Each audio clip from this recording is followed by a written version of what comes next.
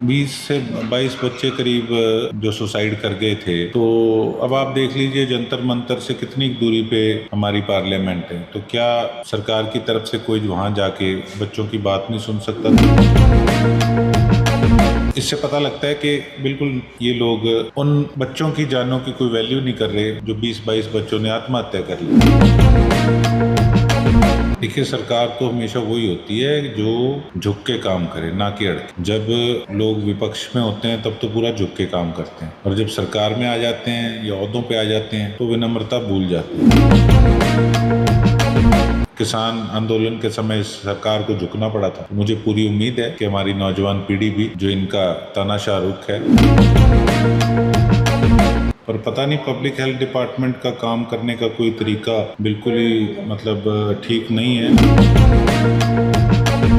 हालांकि मैंने तो पिछली बार परमात्मा से, सच्चे पातशाह से अरदास करी थी कि जब मुख्यमंत्री जी आए तो एक बार दब के बारिश आ जाए। वो मेरी सुनी जरूर गई, लेकिन अगर ग्रीवेंसी से पहले सुनी गई, और हालात भी मुख्यमंत्री जी ने देख लिए हैं। मुख्यमंत्री जी से या सरकार से किस प्रकार से उम्मीद करेंगे कि जो सत्यानाश करने वाले हैं शहर का, अगर वही लोग साथ बैठ के अपनी सलाह देंगे कि सिस्टम को कैसे चलाना, तो क्या आप उम्मीद कर सकते हैं कि हमारा सरसा तरक्की की ओर जाएगा? New Durga jewellers Sirsa.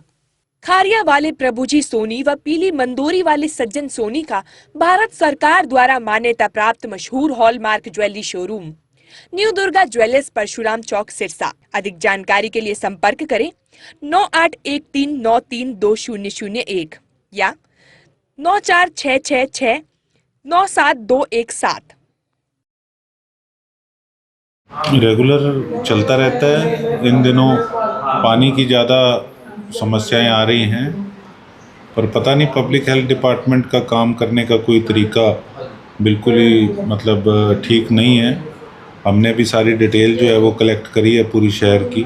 हालांकि एमएलए बनते सार मैंने काफ़ी कंप्लेंट्स का तब भी समाधान कराया था, लेकिन पता नहीं ये बार बार दिक्कतें क्यों आ जाती हैं, बार बार वही मोटरें क्यों ख़राब होती हैं।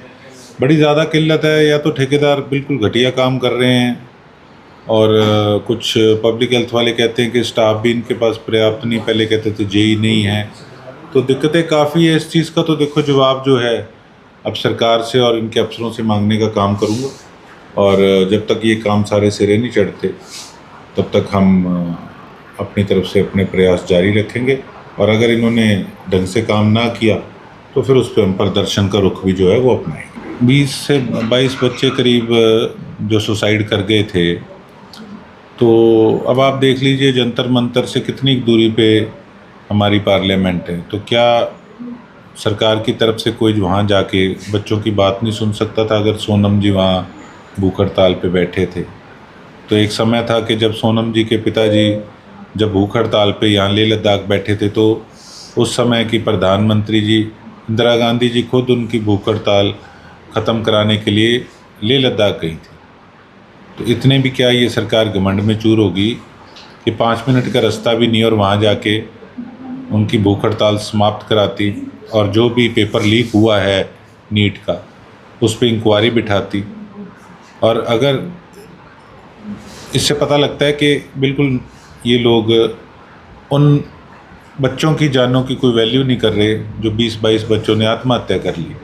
किस प्रकार से तो उन्होंने उस पेपर की तैयारी की होगी, किसी ने कोई उधारी पैसे लिए होंगे, ठीक है, कितनी कठिनाइयों का सामना किया होगा, और उनकी और उनके परिवार की पीड़ा समझने की जगह ये लोग, जो उनके परिवार के लोग जो प्रदर्शन कर रहे हैं, या उनको जो देख के और युवा पीढ़ी जो अपने हकों के लिए प्रदर्शन कर रही है, सुनने की जगह बल्कि उन पे लाठियां बरसाने का काम कर रहे हैं।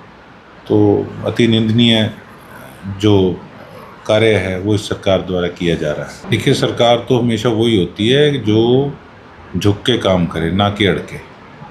जब लोग विपक्ष में होते हैं तब तो पूरा झुक के काम करते हैं, और जब सरकार में आ जाते हैं या ओहदों पे आ जाते हैं तो विनम्रता भूल जाते हैं। जब विनम्रता भूल जाते हैं तो तब फिर उनका डाउनफॉल जो है वो शुरू हो जाता है। देखो, कई प्रोटेस्ट इस प्रकार के होते हैं जिनको बिल्कुल भी लाइटली नहीं लेना चाहिए। हम जब खुद चुनाव में कहते हैं कि नौजवान पीढ़ी हमारी रीढ़ की हड्डी हैं, हमारे देश का भविष्य हैं, तो आज हम उनके साथ ये सलूक कर रहे हैं।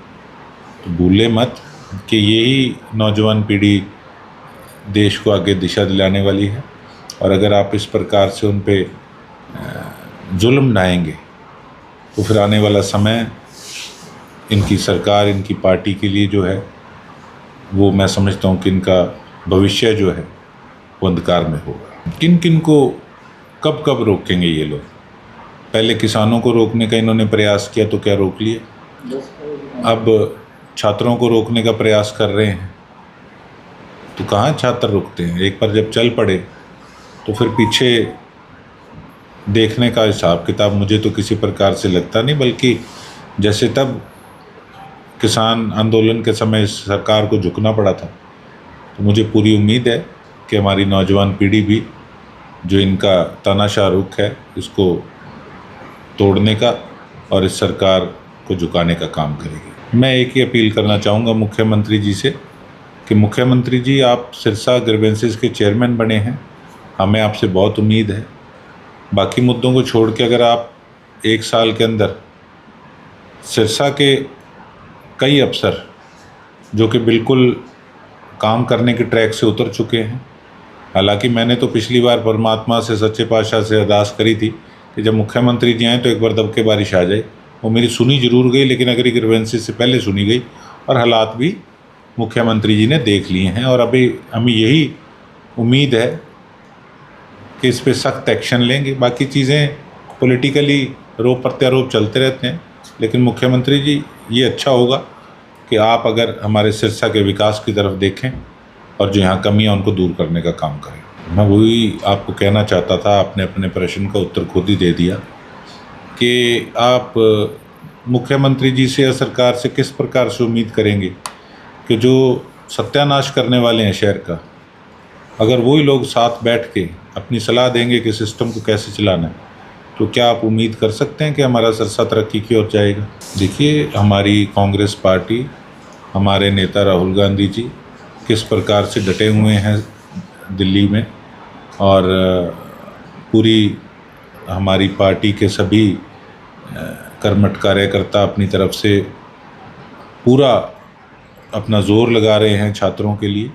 मैं भी अपनी पार्टी का हिस्सा हूं, और पार्टी के दिशा निर्देश अनुसार जो भी आगे की प्लानिंग होगी, हम अपनी तरफ से पूरा हमारे छात्रों के लिए खून पसीना बहाने का काम करेंगे।